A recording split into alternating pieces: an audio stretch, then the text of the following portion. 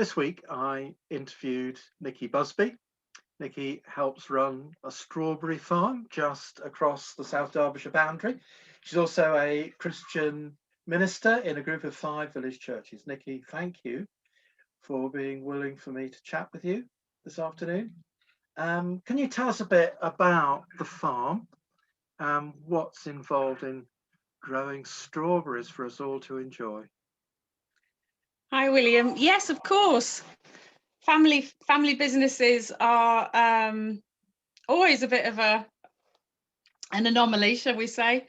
Being a farmer's wife for the last 28 years nearly, thanks to William marrying Philip and myself all those years ago, sort of changed the way I look at farming, really, becoming a farmer's wife. But we grow strawberries for the big supermarkets, so for Co-op and Tesco's and occasionally Sainsbury's. And it's all in the preparation, William. It's all in the preparation.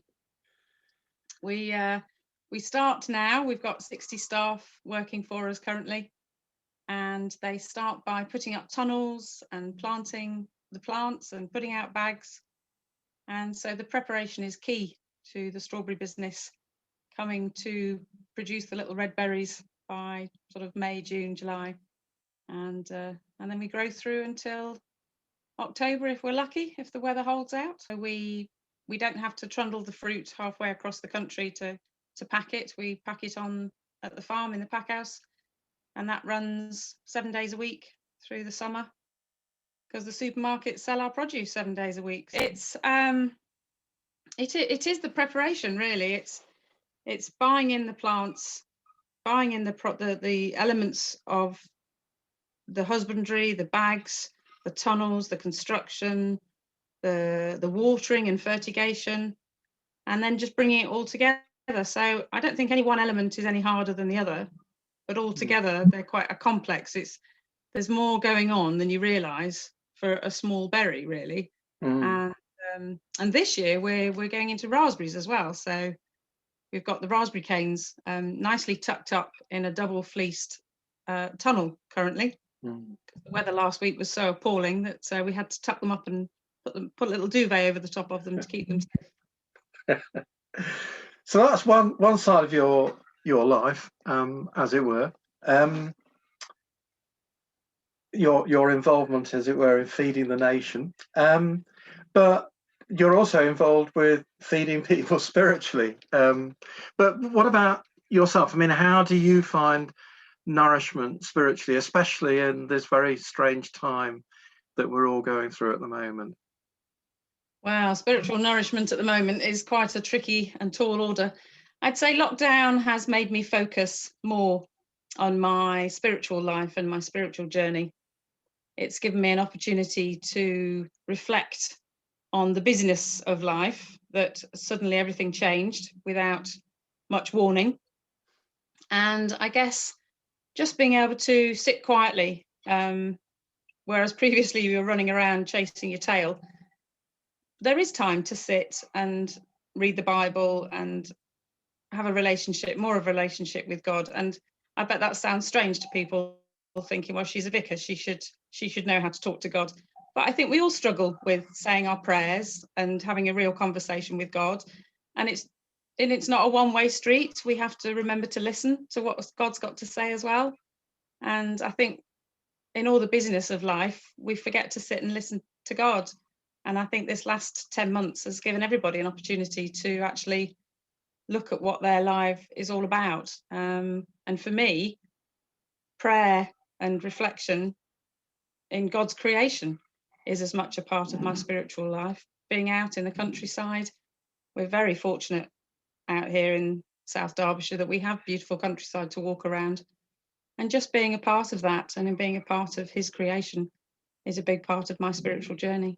Is there any particular way that you feel God has spoken to you? I guess the biggest times that he's got through to me, or I've actually sat and listened, are probably when you think you're at the worst, when you think you're at the darkest points. So that might be middle of the night or middle of the day. And you think, when is all this unhappiness and uncertainty and anxiousness going to go away?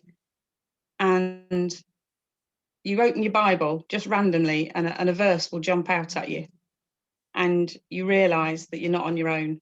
And quite often my Bible falls open on John, and there are 7 wonderful parts of John that I always reflect on, and that's the I am sayings, and they cover all the elements of life, really.